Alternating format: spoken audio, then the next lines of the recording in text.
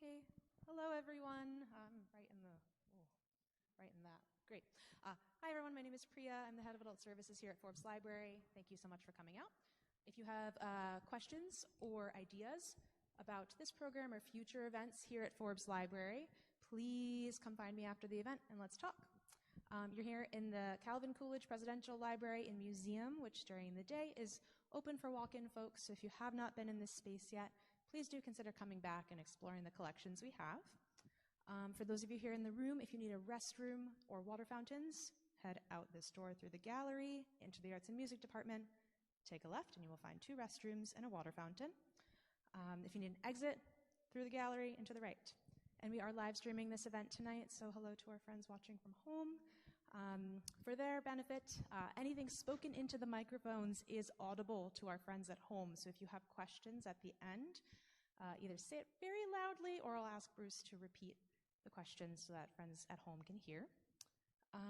Aside from that, let's get started. Welcome, Bruce. Come on up.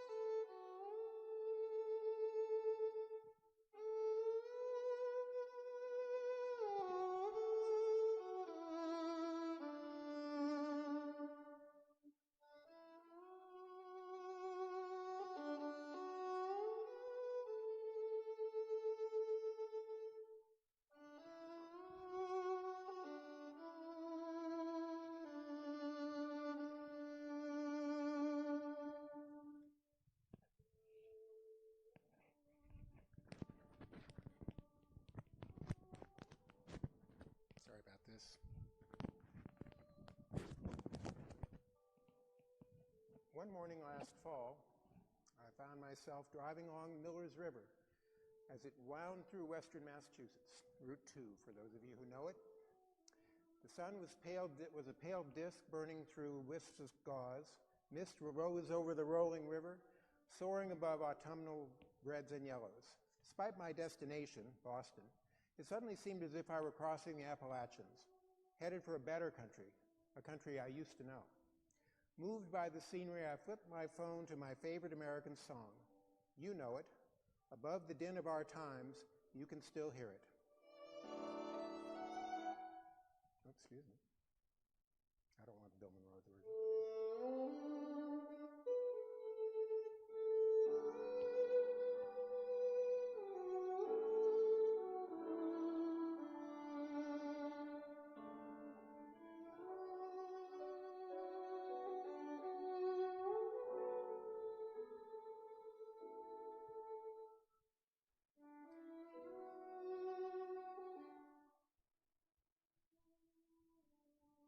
On that morning, for that moment, the song spanned centuries.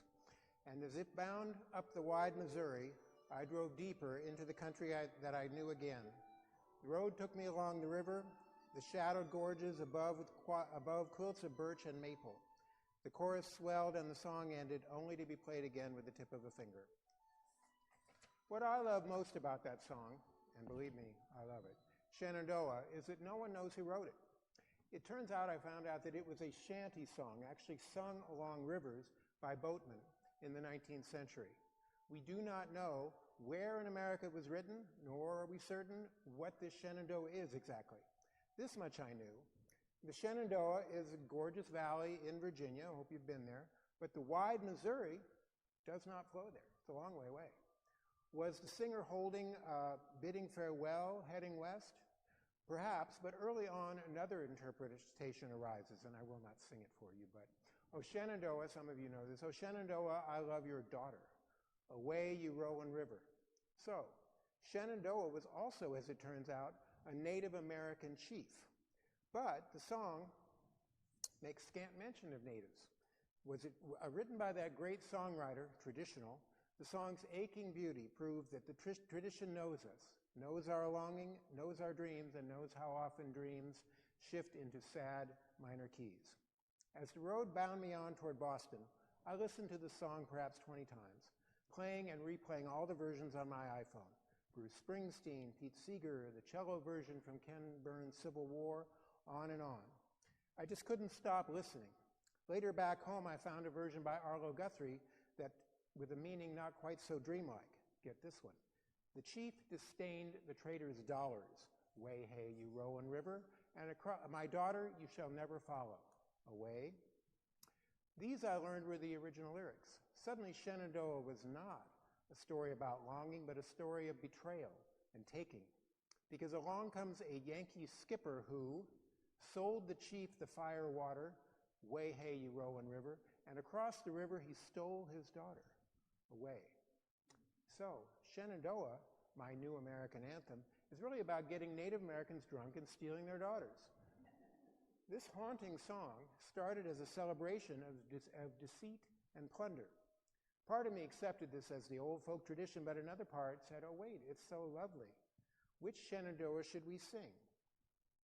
Ever since that morning, I have listened again and again to Shenandoah, to Arlo Guthrie's Harsh Truth, also an inebriated version by Tom Waits, a jazzy free-form Shenandoah, an ethereal Irish version that you heard at the beginning here, and many, many more. I have a whole playlist on my iPhone of Shenandoah. But which is our song? Which is our Shenandoah? The answer is complex, of course, confusing, and of course just so American. It turns out all these versions are our song, just as this is all our country, lovely and haunting, savage and selfish, with a past we can cherish until we look a little deeper. And even then we find something that calls us. For me, Shenandoah has become not just a song, but a salvation, a balm for all that ails us these days. As a nation, we share Shenandoah and other songs, traditions, and histories, but we've stopped listening. We've stopped listening to tradition. We prefer the shouting, the scandals, the half-truths. Just when we should be singing, we are insulting and accusing and brawling. It should not take an autumn morning and a minor key to suggest better avenues, a better people, and what our best president called the better angels of our nature. In these strange times, a shrill song is stuck in our heads. But once it plays out, we could do better. We could do no better than to listen to our old songs, songs whose author is unknown, which means we all write them again each time we sing or listen. Some people will sing only the romantic lyrics, others just of the plunder, but they are our songs. You know them. Above the din, you can still hear them. That was the first article in The Attic. Let me tell you about why the attic. Because if history were taught in form of stories, it would never be forgotten. And I found this one as I was working. Good old Pete Seeger. Key to the future of the world is finding the optimistic stories and letting them be known. So, that was a true story, and it took place in 2016. In the fall of 2016, you might remember that fall, and it was a depressing time. Even before the election, I decided that our history was screwed. Basically, the history that I had written for Smithsonian Magazine and in books and other things was being weaponized, brutalized, cut short. It was a battleground, and I didn't want any part of it. So it happened a couple weeks later that I was actually flying across the middle of the country, across what they call flyover country, but I was landing in Iowa. I was going to speak there about my book, Freedom Summer. And I had an idea at 37,000 feet. What if I tried to defend our history and talk about a better history, better angels of our nature, in a website? I'd never made a website. I'd never done anything like that. But I decided to, I thought for a long time about what to call it. I decided to call it The Attic for several reasons. One is I used to write for Smithsonian Magazine, and some of you know that Smithsonian Institution, not the magazine, is called The Nation's Attic. Secondly, I have an actual attic. You'll see it later. I think you just saw it, where I often sit and write. And thirdly, my head is kind of like an attic. I just cluttered up there. It's just got all sorts of junk and old lyrics, song lyrics, and stuff like that. So I thought, this is perfect.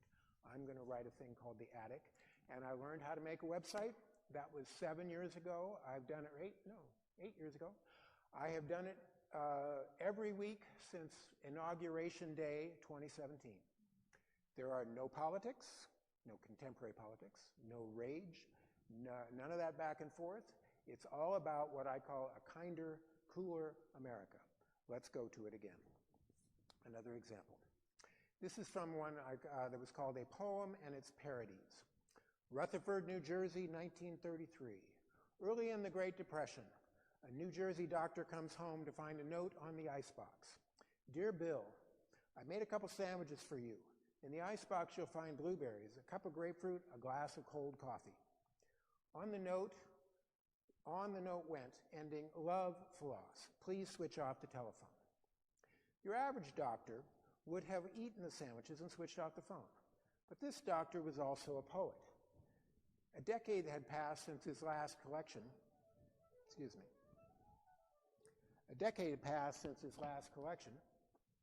But he was working on a new collection of poems. Poetry, he insisted, should be a living language. Always listening to friends, family, and his patients, he asked, how shall I be a mirror to this modernity? Sometime after finding the note, William Carlos Williams played with his wife's message. Though this is just to say, first appeared in a book of just 500 copies, the poem is now among America's most best-loved poems. You know it again. This is just to say, I have eaten the plums that were in the icebox, and which you were probably saving for breakfast. Forgive me, they were delicious, so sweet and so cold. I think we all love it somehow. High school teachers love it because it tells students that anything can be a poem. College professors love it because they can tangle its simple structure in terminology such as visual prosody and heavily enjambed. And budding poets love it because it is so easy to parody. Can we read these? This is just to say, I have hit your car, which you were probably going to drive places. Forgive me, it's not like you to have to go to the body shop. I'm going over here. This is to say I have fallen for your stupid evil lies, but which you were probably just trying to make me forgive me that I have, I'm sorry, read them yourself. I got more.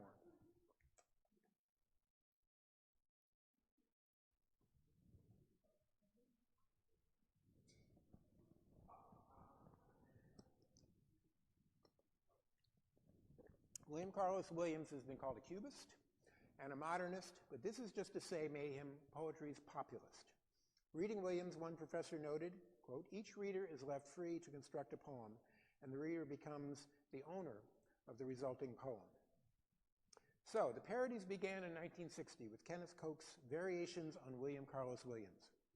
This was just to say, Koch wrote, I chopped down the house that you had been saving to live in next summer. I'm sorry, but it was morning and I had nothing to do, and his wooden beams were so inviting. Or, this is just to say, last evening we went dancing and I broke your leg. Forgive me, I was clumsy and I want you here in the wards where I'm the doctor. Kenneth Koch also got his students in on the fun, letting them write parodies. And one sixth grader wrote, this is just to say, sorry I took your money and burned it, but it looked like the world falling apart when it crackled and burned. So I think it was worth it. After all, you can't see the world fall apart every day. William Carlos Williams' note poem has since become an internet meme that seems to surface everywhere. Hashtags in hand, the parodies go on and on. So, this is just to say, I have closed the tabs that were in the browser and which you were probably saving to read. Forgive me. And this is just to say, I have written a post about dreams and angst and recovery from too much of everything, which you probably weren't thinking about remotely. Can't these poets find their own poems on refrigerators, online? But William Carlos Williams would have appreciated the mimicry. Poetry, he said, pushes, quote, the advancing edge of art. That's the American tradition. And this is just to say, freed all poets to find poetry wherever language is useful. So, dare to eat a peach. Dare to steal a trope. Dare to call anything you like a poem. The poem is our objective, William Carlos Williams wrote, the secret at the heart of the matter.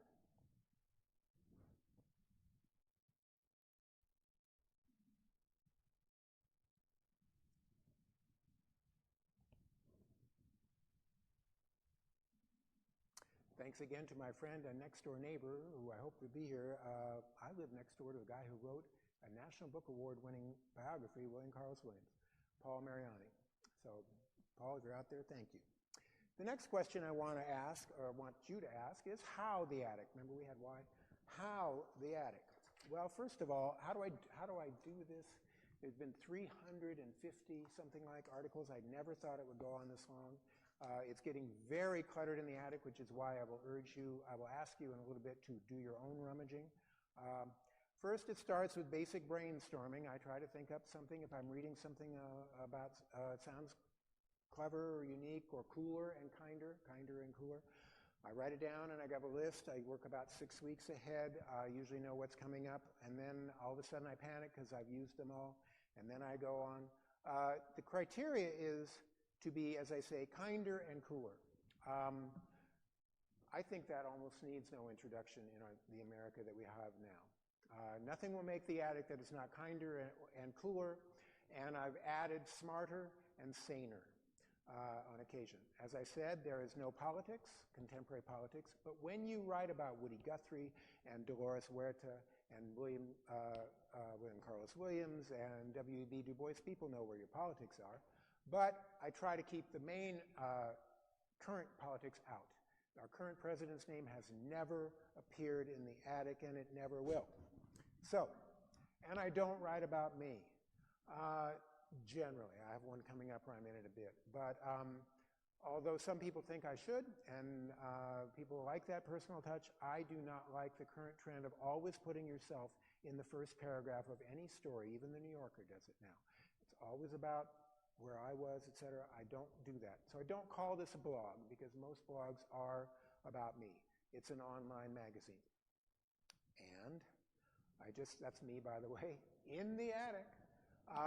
And that is the attic I've set up with the bookcases on right and left, and just sitting there pondering.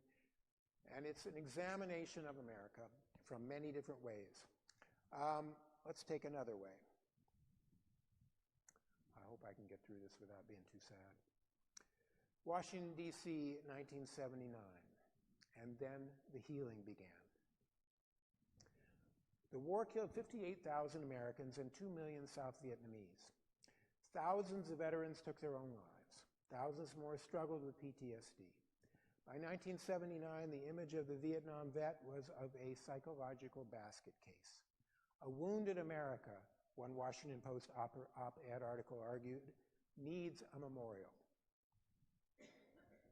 6 weeks later, again in the fall of '79, the contest opened, a contest for a memorial. Rules were explicit. The memorial should list the name of every fallen American, 58,000 names, but it should also seek common ground. No, quote, comment on the rightness, wrongness, or motivation of U.S. policy. A few months later, in a hangar near Andrews Air Force Base, judges began reviewing 1,421 entries. Each had a number, not a name. Designs were all over the map. There were giant eagles, steadfast soldiers, and quotes about patriotism and sacrifice. But one entry stood out. Well, said one judge, he must really know what he's doing to do something so naive. Still, other jurors were not so sure about number 1026. One found it sketchy, another vague, but as they talked, they began to look deeper. Washington is a city of white memorials, one judge said. This is a dark memorial, receding. Early in May 1981, a Marine colonel visited Maya Lin in her dorm at Yale. The gruff man detailed the massive number of entries, and he talked about the difficulty of choosing. Maya Lin thought she had lost, but then the colonel said, no, you won. Could she come to D.C. next week? Well, she didn't know. Could maybe after graduation? Maya Lin grew up in Ohio. No, everyone said. Where are you really from? Her parents fled Mao's China to settle in the town of Athens, Ohio, where each taught at the state university. I've been an artist probably from the first time I stepped into my dad's ceramic studio, she said. Excelling in science and math, Maya Lin went to Yale and discovered architecture, which she called the perfect combination of math and art. In her senior year, she took a new class called funerary art, taught by a professor who was just back from studying war memorials in Europe. Maya Lin hated designing memorials for some future war. No one would survive World War III, she figured, so what was the point? But then the professor challenged the students to enter the new national contest. During Thanksgiving break, she went to D.C. and walked the proposed ground. It was a beautiful park, she remembered. I didn't want to destroy a living park. You use the landscape, you don't fight with it. Back at Yale, she envisioned a rift in the earth. I imagined taking a knife and cutting into the earth, opening it up, and with the passage of time, the initial violence and pain would heal. She fashioned a model out of mashed potatoes. Later, she added fallen slabs like dominoes with the 58,000 names. Her professor told her to get rid of the slabs, and Lynn agreed. She got an A on the project. A week after graduation, she moved to Washington, D.C., and there, the wounded nation continued to rise. Sketches of the planned memorial that was chosen outraged many veterans. Insane, monstrous, an erosion control project, it was called. The National Review wrote, "If the current model has to be built, stick it off in some title flat and let it memorialize Jane Fonda's contribution to ensuring that our soldiers died in vain." The controversy raged for months. Congress held hearings. Veterans groups kept up their barrage. Maya Lin was called an egg roll and a gook. Interior Secretary James Watt refused to issue a building permit, but she soldiered on. "Beginning to vanquish the devils," she wrote in her journal. The eyes and the whispers, she's the one. The little girl, they call me, the child. She defended her design on TV, at hearings, and before critics. Finally, a compromise added another statue nearby, the three soldiers. This is up there, as you know. Few were satisfied, but construction of Maya Lin's memorial began in 1982. The memorial ran over budget, as expected, but no one was prepared for what happened when the wall opened that November. Speeches, a parade, a brass band, and then the veterans came and saw their own faces in the reflecting granite and saw the names of buddies on the wall and reached out to touch and wept. Soon the base of the wall was littered with flowers, medals, and dog tags, and more people came and more.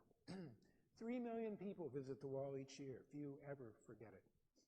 Maya Lin has gone on to design other memorials, a granite circle in Montgomery, Alabama, with the names of 41 victims of the civil rights movement, a women's table commemorating women's contributions to Yale, and other designs found from Southern California to Sweden to New Zealand.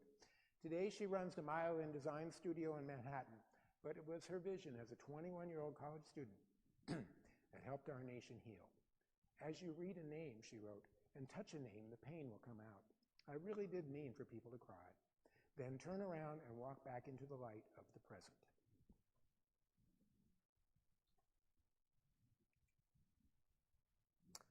Where the attic?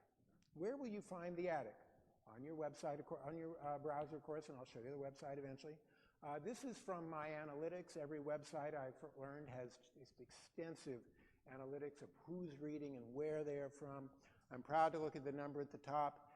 Since January 2017, it has had 468,959 visitors.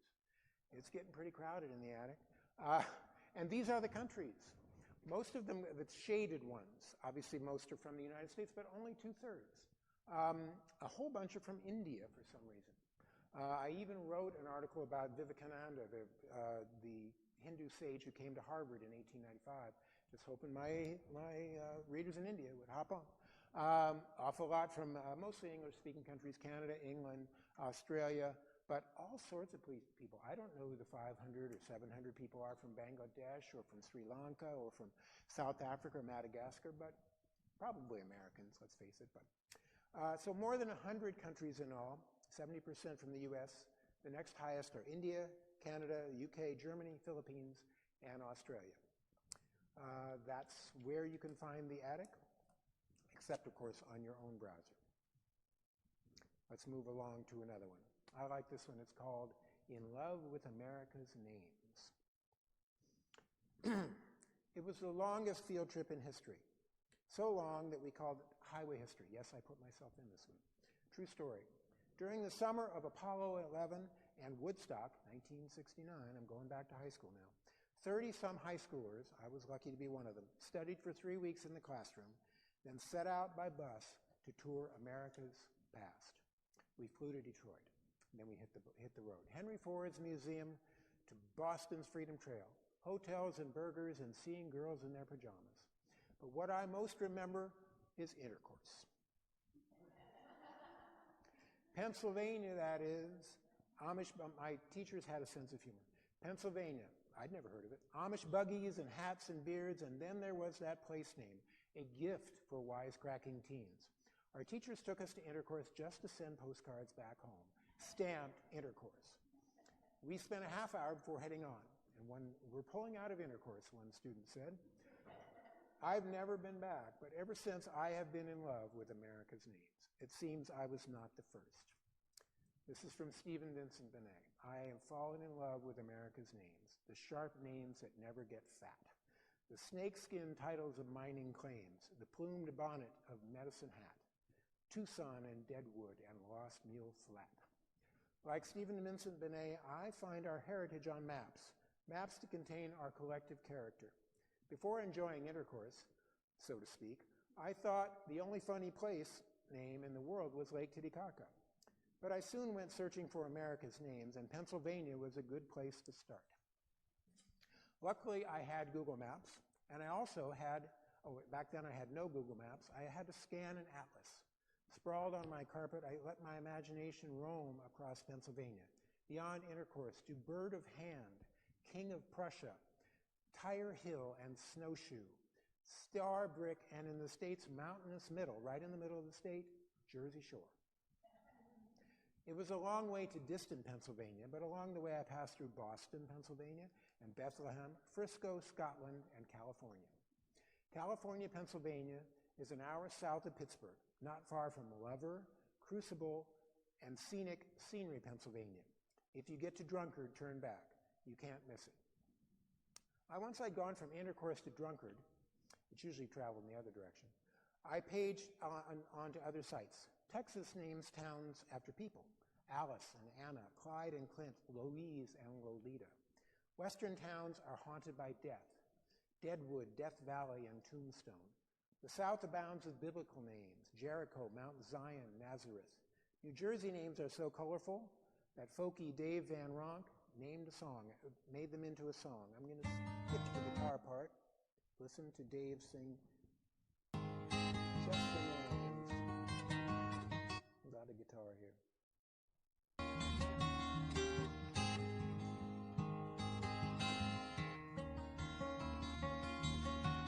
This is called the Garden State Stop. I won't play the whole thing. Allamachi, Acklebonny, Rockaway, Piscataway. Hocus, Seacocus, Lois, Squonkum, fair play. Wanamasa, Suckasuna, Manamuskin, Plumsock, Bival, Buck, Shoot'em, Turkeyfoot, Mechanipaug, Jugtown, Feebletown, Nummytown, Rawway. Okay, I urge you to look it up yourself. Foreign tourists admire our native names: Mississippi and Monongahela, and my favorite, Susquehanna. But moving westward, Americans just wanted to have fun. Yes, we have dozens of Beaver Falls and Elk Creeks and at least 40 spring fields. But where besides the U.S. will you find Big Butt Mountain, North Carolina, What Cheer in Iowa, and Wanker's Corners in Oregon? Then there's Joe, Montana, population 22, which cheated by renaming itself after the quarterback. American place names are rarely boring, but there is a boring Oregon and a boring Tennessee and a boring Maryland, but we will not go there. These are troubled times. Perhaps some solace can be taken in American names. Can a country hosting Toadsuck, Arkansas, and I have a whole article in the attic. I was on a cross-country trip. I had to go to Toadsuck, Arkansas. Toadsuck, Arkansas, and Superior Bottom, West Virginia, can that country take itself too seriously? Can anyone question the future of towns that dare to be named No Name, Colorado, or Normal, Illinois? So call me Weird Lake, Minnesota. Call me Eclectic, Alabama. You can even call me Ishmael, Missouri.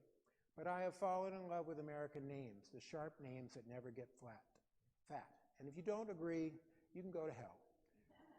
Michigan, that is. It's about an hour west of Detroit. Who is in the attic? This is a partial list. Read it for yourself.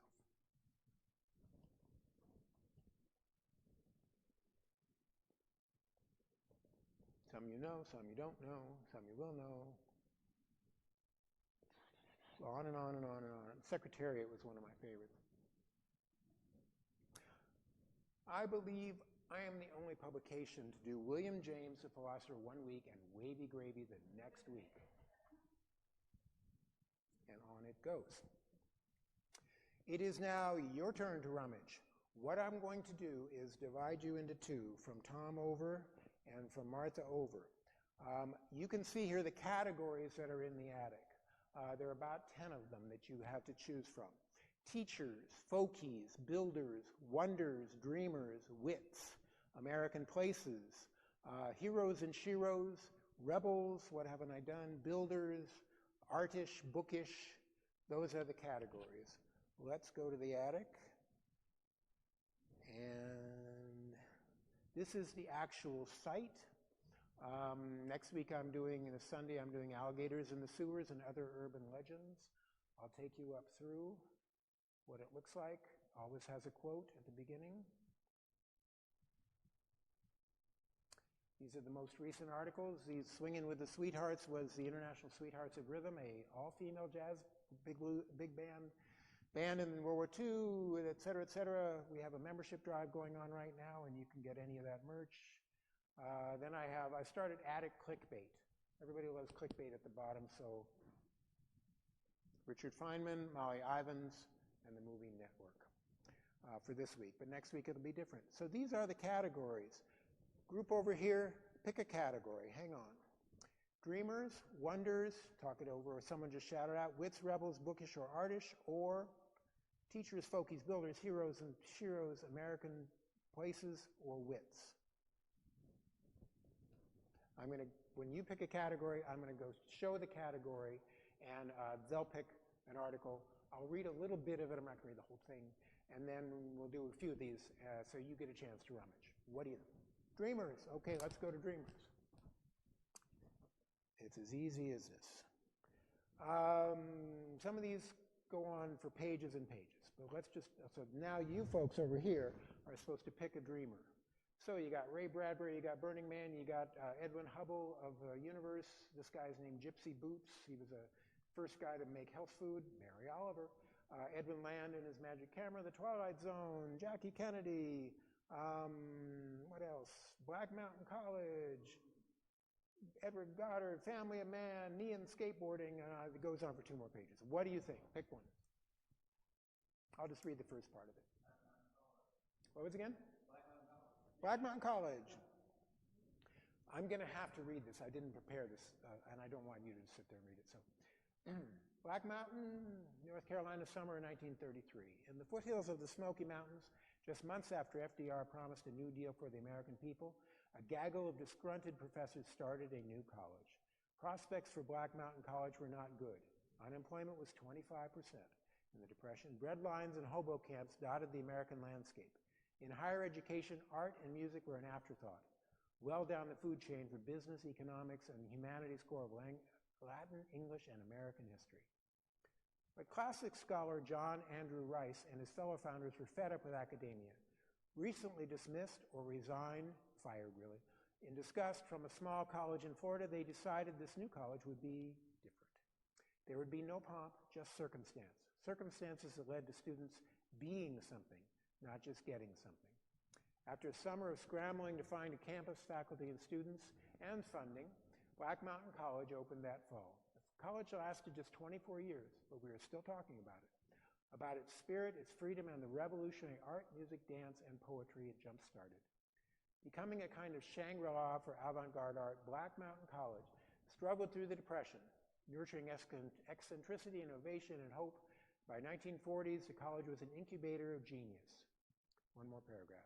Faculty and alumni included Merce Cunningham, John Cage, who has a separate article in here, Walter Gropius and Buckminster Fuller, a cadre of artists whose bold images would shock America in the 50s. Rauschenberg, de Kooning, Klein. An advisory board included William Carlos Williams and some guy named Einstein. Okay, so By the way, one thing about the article, none of the articles are more than about 900 words. You can read them on your phone, 5 minutes. That was by design. I didn't want to have anybody go on and on. Okay, this time you guys pick a category, not dreamers. Let's see, wonders for 20, or wits, or rebels, or bookish, whatever. What do you think? Wits. Wits, my favorite category. And it's your turn to pick an article. Again, just the first page. This is the guy who wrote the book What If? These are the Savannah Bananas. Of course, this is Sid Caesar and Imogene Coca from your shows. William Wegman, the man who photographs dogs. My own column about potlucks from years ago. When Gracie Allen ran for president. Molly Ivins, you saw her earlier. Hoaxes. This is Sarah Vowell. I'm just going to finish this page. Burma Shave. Dick Cavett. The guy who wrote the lyrics to The Wizard of Oz. Wavy Gravy. Two guys who did a very curious thing with art. Harvard Lampoon. And David Foster Wallace. What do you think? William Wegman. Okay. That was earlier this year. Okay.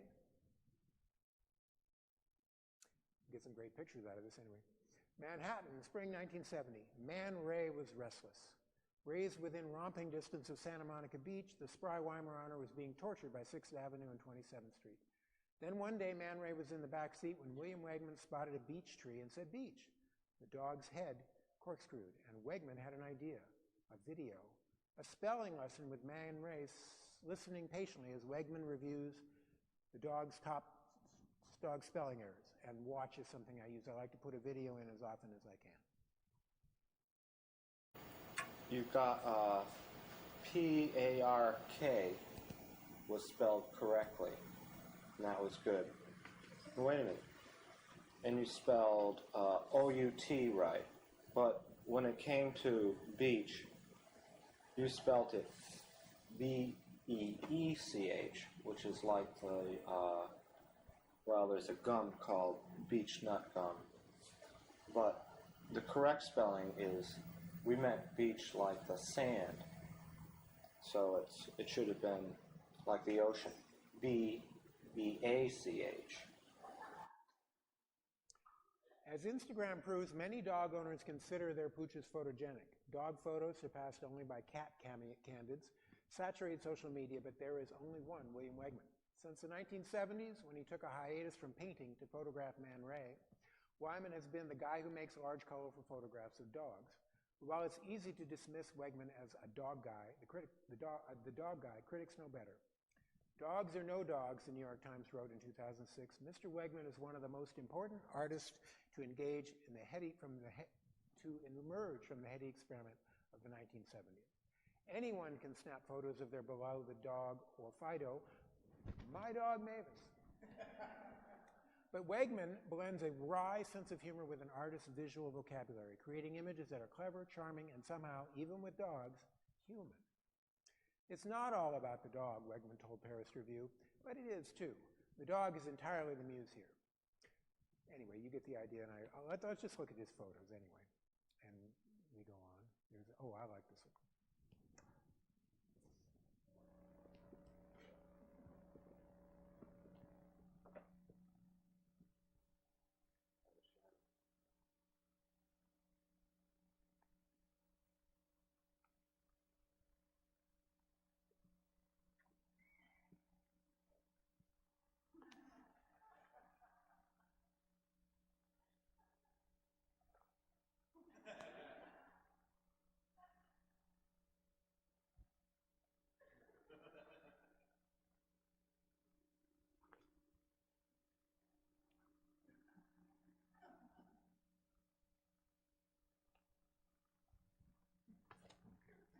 At the very end, he reveals he has a tennis ball.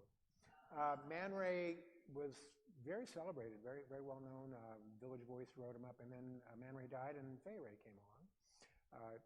Son or daughter, I guess. And then there's others. You can often slide over here.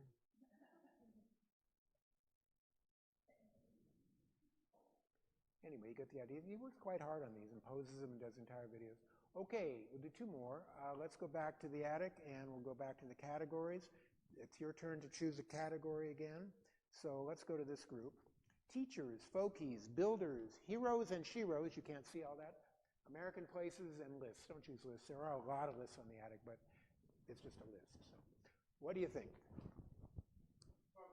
Folkies, one of my favorites.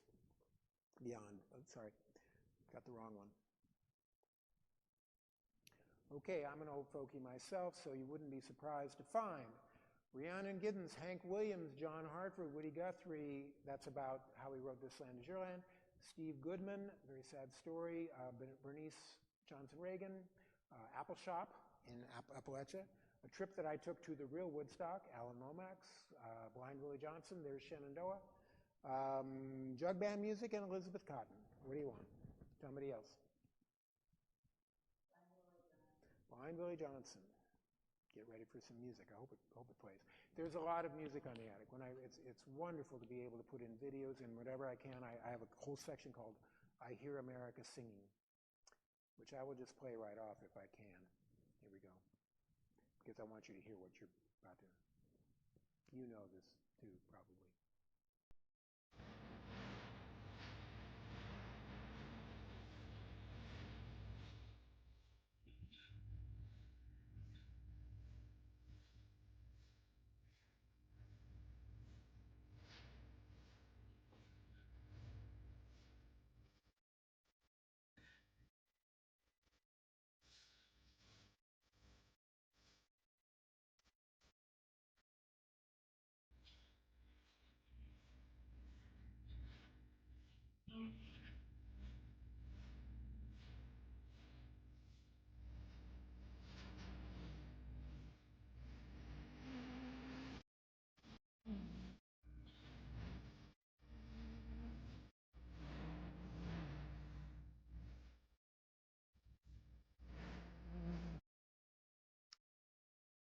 You haven't heard that.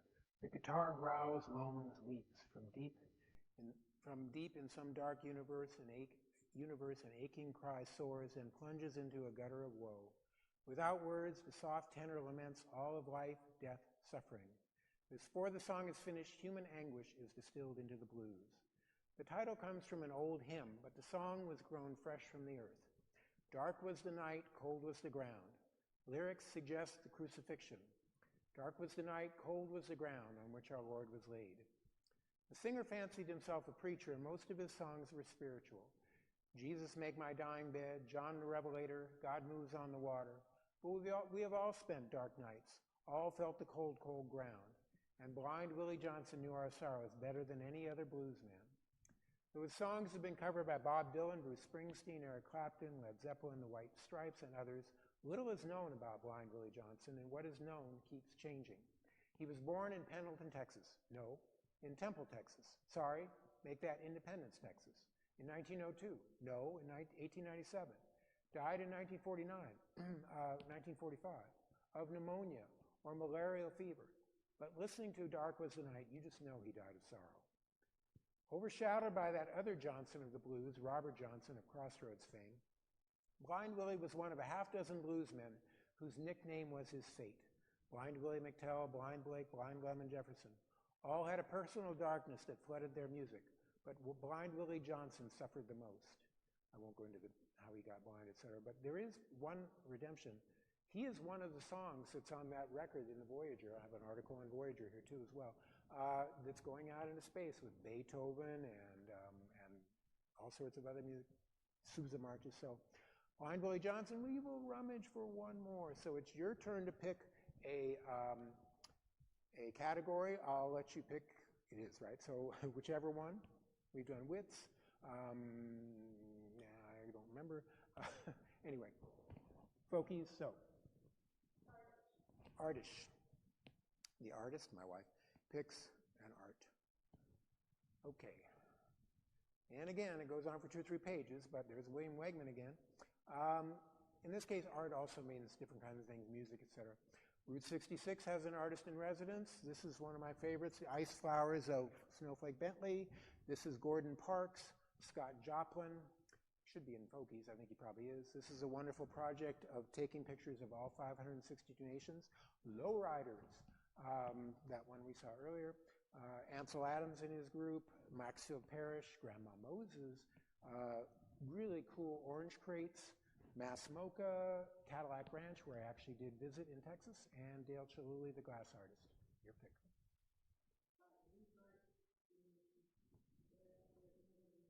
Okay. This just concluded recently. Smith River, California, fall 2012.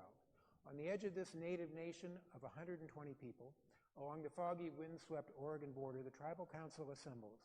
Today's guest is from the Tulalip Nation. She wants permission to take photos. Matika Wilbur has no slides, no outline. I didn't even have an elevator pitch, she said, but she has gifts, homemade peach jam and freshly cooked salmon, and the gifts worked their ancient magic. I'm not going to try to pronounce this, I'll try it, but Tolowa Deni people were kind to me, she recalled. Maybe they even pitied me, I don't know. Nonetheless, they fed me, prayed with me, let me photograph them, and shared their personal stories. One nation down, 561 to go. In 2012, the U.S. government formally recognized 562 native nations. Beyond the better-known Navajo, Hopi, and Cherokee lay a patchwork of peoples, bloodied but unbowed. Once a year, we remember them on the other Columbus Day, a.k.a. Indigenous Peoples Day, which is a separate article. But Matika Wilbur has spent the last decade remembering, honoring, and photographing all 562 nations. Her Project 562 is a love letter to Indigenous Americans, Forbes wrote. The book is also an antidote to tired stereotypes. The way Native people see ourselves affects the way we treat ourselves, she says. She learned that the hard way. She grew up in a Tulalip Swinomish family, waging the common Native battle between pride and poverty. After studying photography, she recoiled from commercial work and returned to her native Washington, D.C. to teach high school. I'm just going to show you some of her photos because they really are beautiful. And I recommend that they probably have it here. Here she is at work. Here are some of them.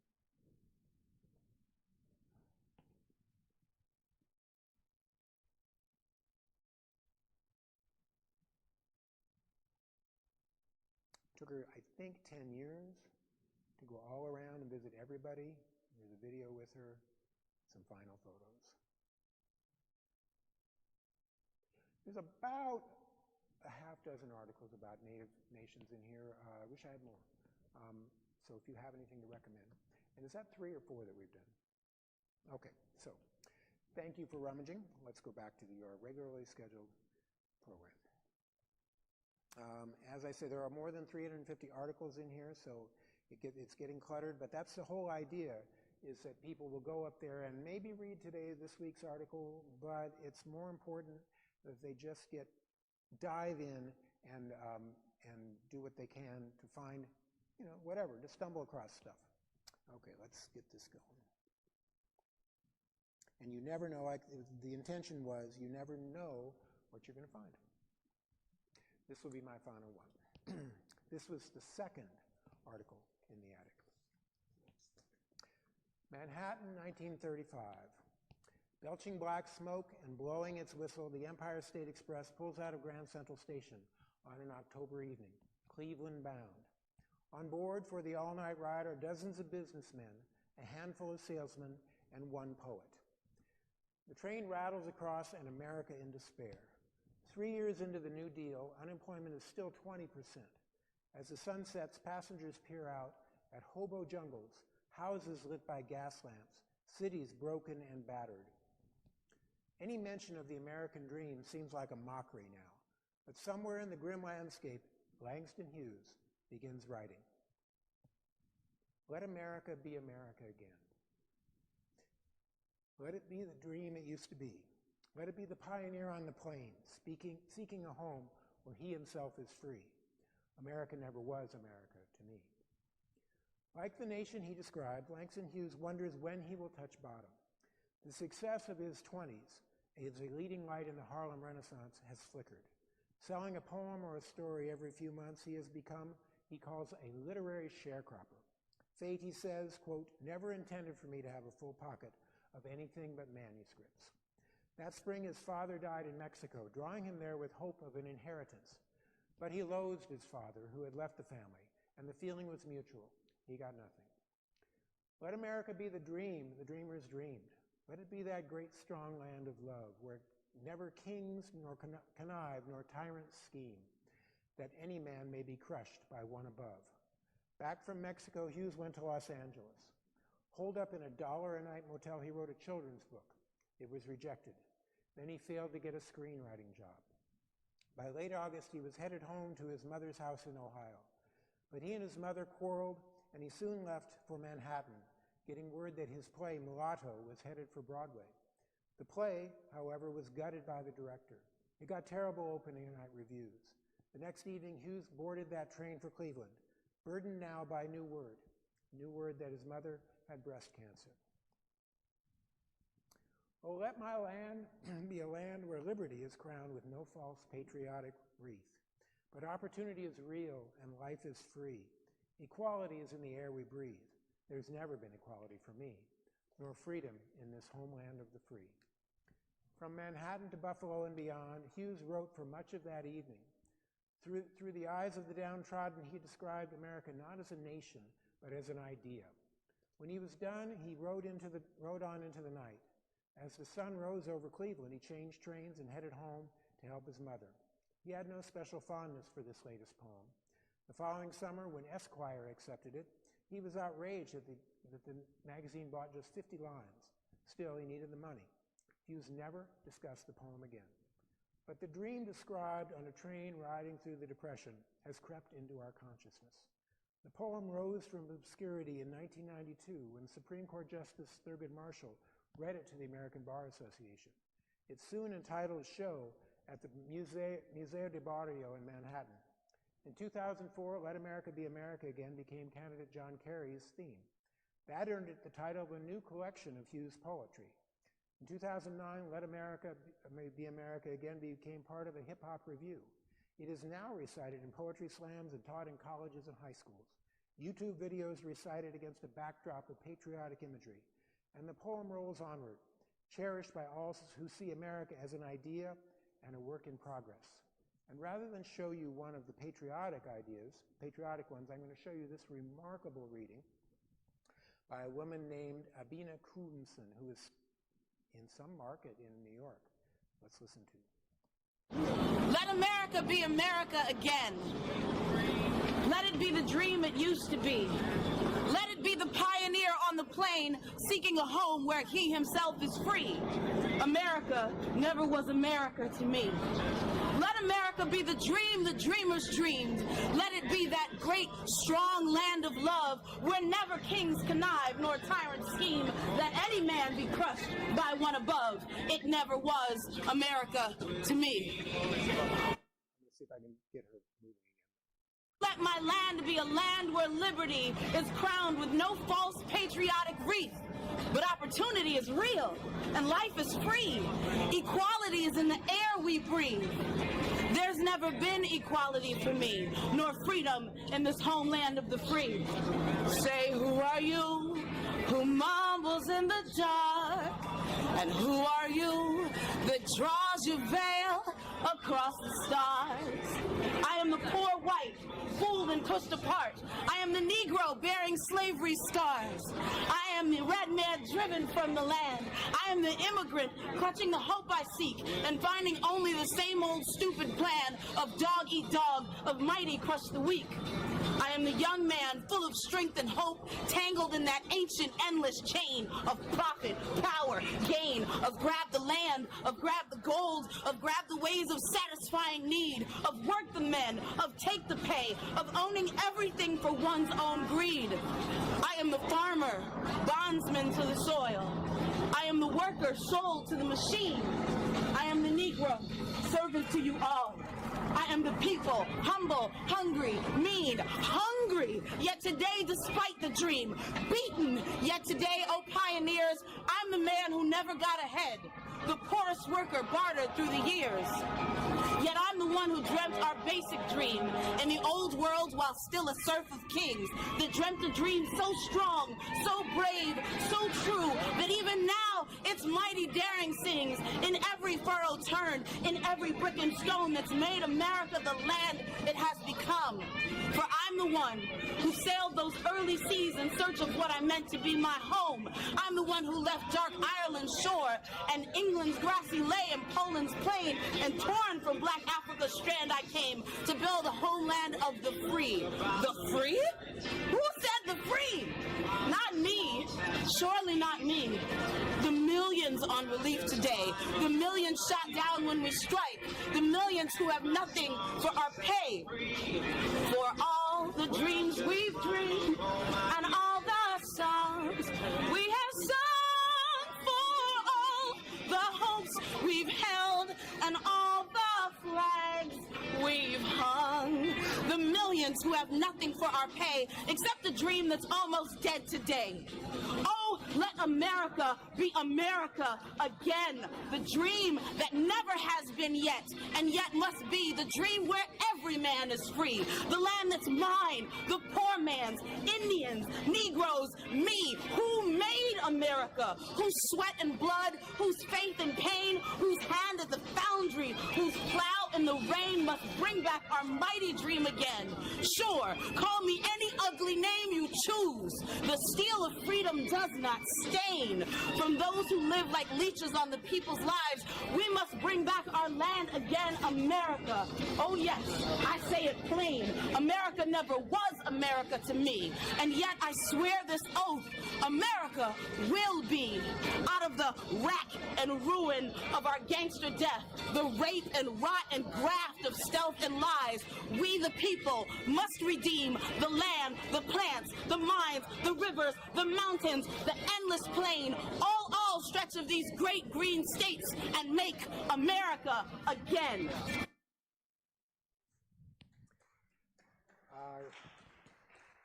I urge you to read it and to watch her again, take down her name.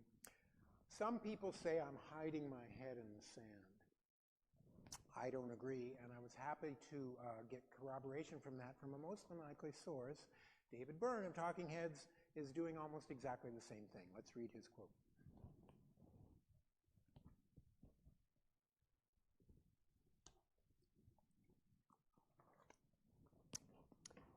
If I had the money and the backing and the other writers that David Byrne has, I would write for his website, reasonstobecheerful.world. It takes in articles from all over the world and updates them every day, every other day.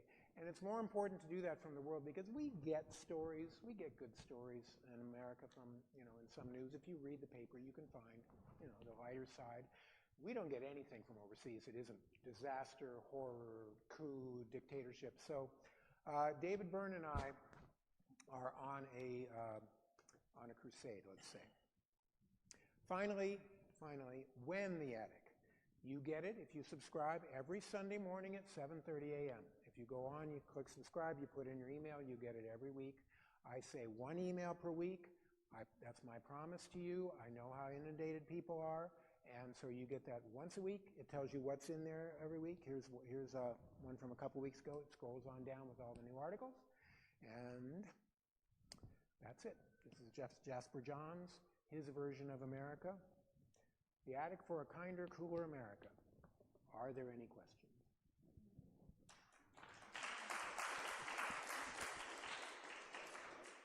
Yes. We can all hear your question.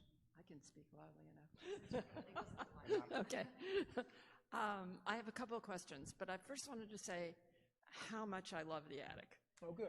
Every Sunday morning. It is just a calming influence. I think your writing is wonderful, tight, easy to read, soothing. It's just like a balm once a week. Thank you. I wondered if you could say something about how you now, and only not all that long ago, you started alternating the Attic one week and then the Planet, or Attic Planet. I will say something about that, but I will also say that it's been a little ill-fated. This is the other, I didn't even say anything about it. In January, a little bit more disgusted by recent events, I started Attic Planet. Now I could write about anything in the world. And it's basically kinder, cooler world. I've written about The Little Prince, wrote about Greenpeace, I wrote about griots, griots I think it is, the storytellers in Africa. I wrote about Pablo Neruda and how he got his epic poem out of Chile, and a bunch of it's about 20. It really hasn't gotten many people to do it. And so I had about 20 stories, and I'm running out. I don't read about the world as often as I read about America. So I have done that, and it's here. And it has, not to be redundant, but it has some of the same categories. And it's been there for almost a year, and I'll leave it up, but I'm probably not going to continue it after. Yeah, I wondered how you were seeing the distinction and how you...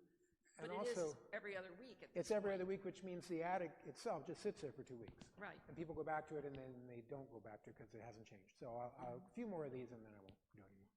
My other question was, obviously you can't be doing talks like this in India or in other places around the world. So how do you market the attic? Is it word of mouth? Market? People market? Yeah, people do.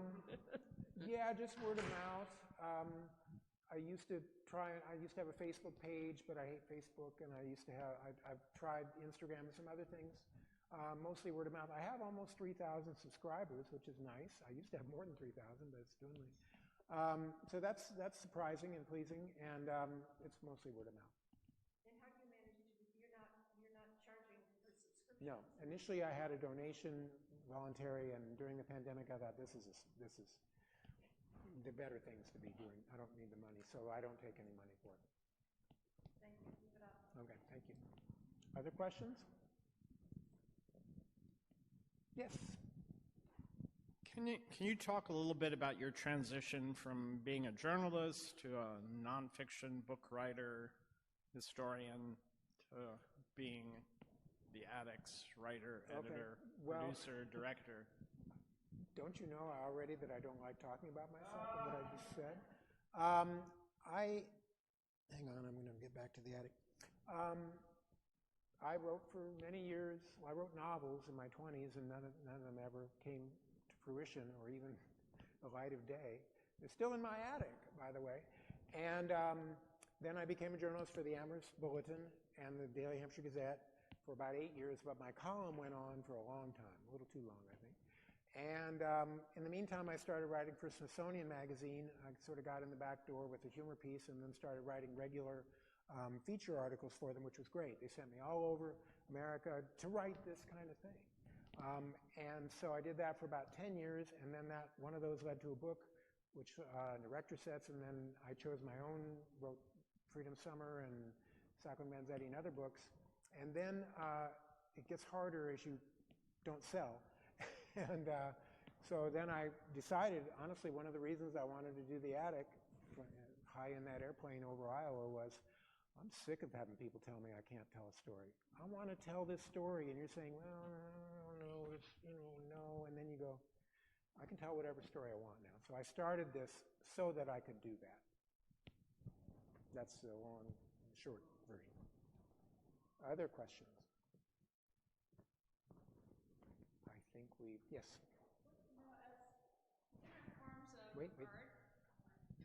Different forms of art have different audiences, and as a writer, you're sending it out. You're sending it out to the whatever sphere. How much does it matter to you, or what does it feel like when you don't hear anything, or when you do hear something? Like, you just heard some really lovely praises in person, which you never really hear. Well, I get comments. I'm just going to pick an article. Ray Bradbury, on his 100th anniversary of his birthday, we all love Ray Bradbury, so I wrote about Ray Bradbury, and I'm just hoping there's comments down here, because I don't know. Everybody, 11 comments. Generally this or that, and so these are comments you can read, by the way, and not comments where you have to close your eyes and go, oh my God, there's so much hatred out there. it's wonderful to get that kind of comment. So it's nice. There are others that get none. And I just figure, well, that's the way it goes. I wanted to write about it, and I thought it was interesting. I wouldn't do it. There are a lot of ideas I have for articles, and I go, and I sometimes even on Wednesday, I write it on Thursday usually, sometimes even Wednesday when I'm about to do research, I think, no, that's just not kind enough or cool enough. I'm going to do something else. So I'm pretty picky, but I write what I want to write. Other questions and comments? Yes. Tell us a little bit about how you do your research, because I have learned so much from the articles, and I realize you must have to start from somewhere. I mean, you can have an idea, but that doesn't flesh out the facts and all the research is details. After a while, you learn what goes into an article. You need quotes, you need a biography, you need a story to start. And so within a few hours, I can usually research enough to get 800 words, 900 words, and there's plenty left on the cutting room floor. It's all on the internet. Sometimes I'll go out and I'll get a book, and then I go, this is way more than I need. So you read the introduction, and the introduction always has what you want, and that always helps. And then I try to get as many sources as I can. So I'll look for the video that's going to go in. If there's music, I'll find the song. Look for an obituary. They always have a lot of good stuff.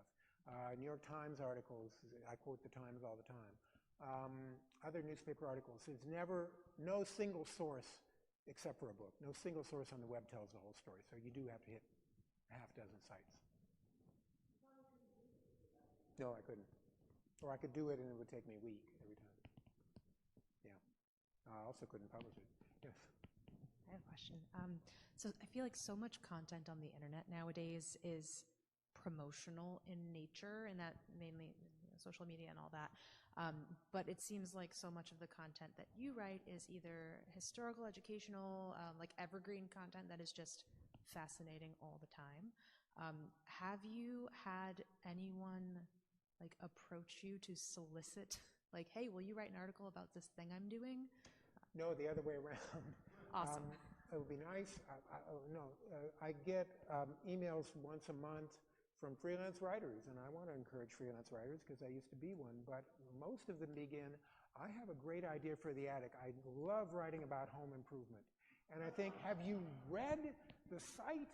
And then I give them a short lecture saying, one of my things I learned from 20 years of freelancing is read the site that you're going to do it. And by the way, I write all the articles. But I get those quite a bit. And you also, when you're online, you get tons of articles from people who want to change, give you search engine tips and things like that. For only $500, they will tell you how to make it. And I've done one or two, and it doesn't. They don't work. Anyway, I get those every day. They're usually in spam. Other questions? Yes? Have you ever been intrigued enough by any of the short stories that you're writing to write a book? I don't. But I don't know if you know, but to do a book, you need to write an introduction, an entire first chapter, a chapter outline. I did that for many books that I didn't publish, maybe 10. It's a 2-month process, so I'm not going to do that anymore. Yeah. It's kind of done. Also, when I look at things need to be more contemporary than most things. I mean, there's always another biography of JFK, but okay. Well, I encourage you all to rummage in the attic. You have the address now. You have no excuse for not showing up. And I'll put that up again. And the attic.space. I don't know. I didn't know there was a .space, but that's what I got. And or the atticplanet.space. And they're both there. And there'll be another one on Sunday, and then Sunday after that, and Sunday after that, and Sunday after that. Until we have a kinder, cooler America. Any day now. Thank you.